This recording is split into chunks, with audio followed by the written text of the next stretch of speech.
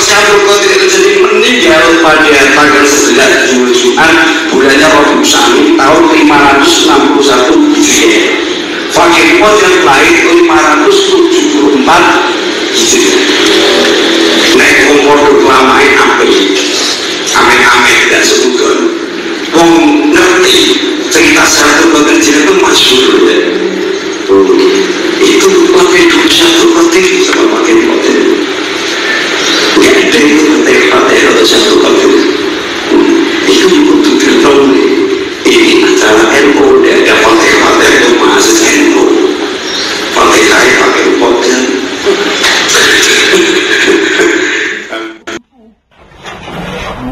Mengambil langkah pun nanti dikatakan bagaimana Lailatul Istimewa setiap pengurusan Lailatul Istimewa yang diadakan oleh ranting MBC dan satu PCNU ini akan sesuai dengan apa yang diinstruksikan oleh PCNU Kabupaten Boyolali.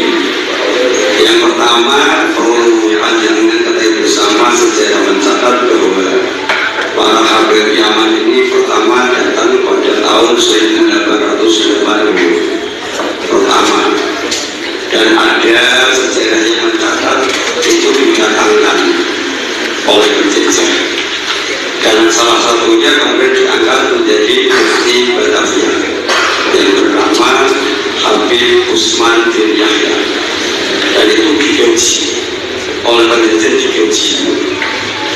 Kemudian setelah itu ada sebuah organisasi yang menghimpun warga keturunan yang disebut Al-Irsyad.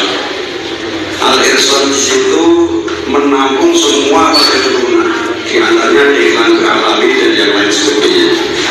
Tapi yang tukaran terus, dan itu sejarah mencatat. Itu sampai isin corong itu isin kegalingan. Pondok-pondok pendatangi istilahnya warga keturunan tukaran. Setelah tukaran akhirnya Dewan Alawi keluar.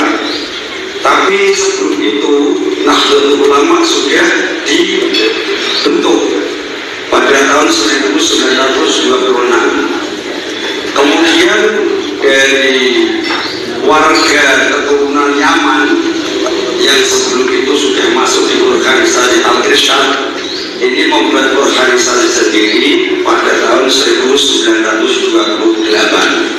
dan disebut dengan LA Rabithah Alawiyah. Lah ini yo kudu mangan-mangan. Nek memang wong eno mopo ora melu eno ae. Ya mangan-mangan. Angan-angan kami jenengan biar tegas. Kalau dia memang betul-betul bagian dari Nahdlatul Ulama, kenapa bikin organisasi sendiri 2 tahun setelah NU diresmikan? 1925 NU berdiri, kemudian 1928 Rabithah Alawiyah didirikan. Ada apa dari itu?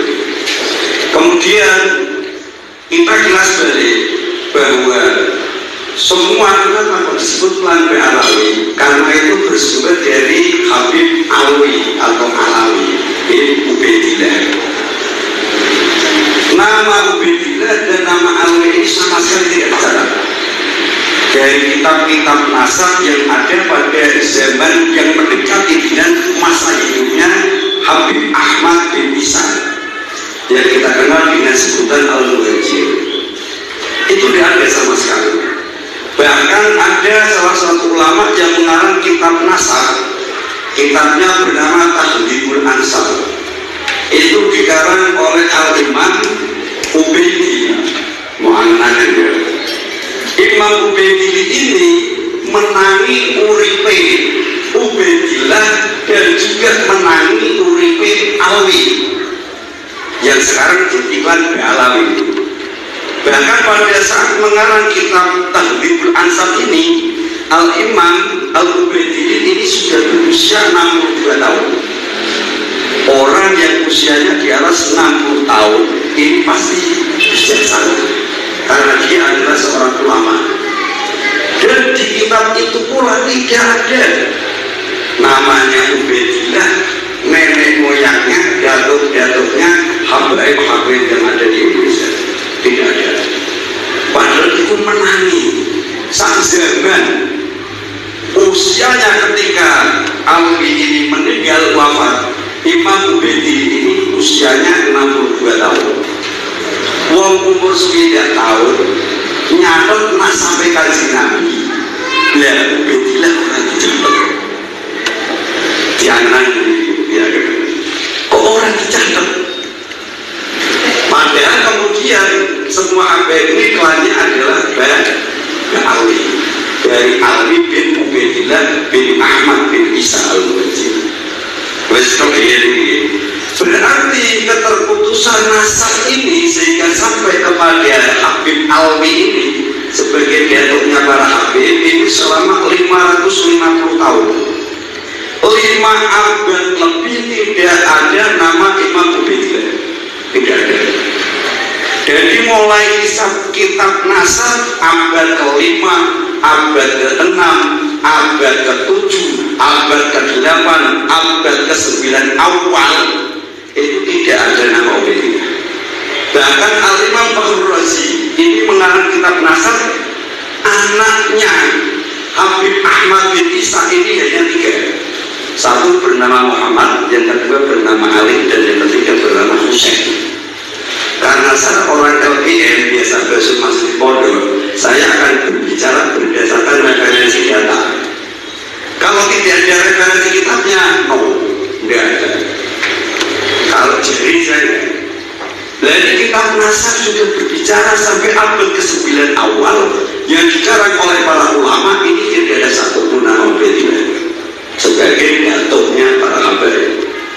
Mulai muncul kemudian di abad 10 awal dan mulai diteruskan pada abad 14 Hijriah oleh Al-Habib Al-Syakron. Itu mencuplik dari kitab Asur, mencuplik dari kitab Asur. Jadi pertama kali yang memproklamirkan bahwa nasabnya para Habib nyambung ke Rasulullah ini melalui Jalil Alwi bin Ubaidillah bin Ahmad bin Isa dan seterusnya, diawali dari kelompok mereka sendiri, Habib Ali Asy'ari. Terputus 550 tahun. Kalau itu catatan terputus selama 550 tahun, padahal di masa-masa itu juga banyak kitab nasab yang mencatat nasab-nasab Rasulullah kebenaran. Sulit untuk seorang ilmuwan, untuk seorang pemikir, sulit kalau untuk mengatakan bahwa Alawi ini nyambung jalurnya ke Rasulullah Muhammad SAW. Tapi dengan cara saya mau 10 menit mengamal malam. Dengan dari tawasul yang ada itu tidak ada, itu tawasul Syaikhul Qadir Jilani.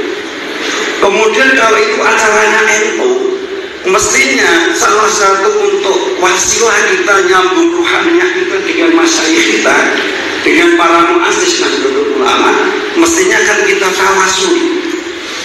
Sama halnya kita menyambung ruhaniyah kita dengan guru dan pesantren, selalu kita tawasul. Dan kenapa setiap ijazah kok ada Syaikhul Qadir yang kita tawasul?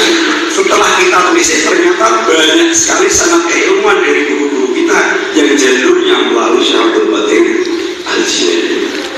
Ini sejarah tentang nasab dengan cara kita apa? Dengan cara referensi yang jelas. Kemudian kita lihat dalam manaqib Syaikhul Qadir Jilani meninggal Yaumul Jumat tanggal 3 Asyara, tanggal 11 sana Ihda Wasitina wa Khumsina. Syaikhul Qadir Al-Jilani meninggal pada tahun 561 Hijriah. Coba jenengan lihat, termasuk yang dipakai Sayyidina Fakih Muqaddam, ya. Fakih Muqaddam itu lahir pada tahun 574 Hijriah. Jadi Sayyidina Fakih Muqaddam itu lahir, Syaikhul Qadir Jilani pun hidup. Solusinya aja. Jadi kalau Syaikhul Qadir Jilani meninggal pada tanggal 11 Jumat bulannya Rabiul Tsani tahun 561 Hijriah. Fakih Muqaddam lahir 574 Hijriah. naik kompor kelamain amin dan sebagainya. Wong ngerti cerita satu pekerjaan itu masyhur ya. Itu lebih dulu satu petir sama makin poten. Gak ada itu petir atau satu petir.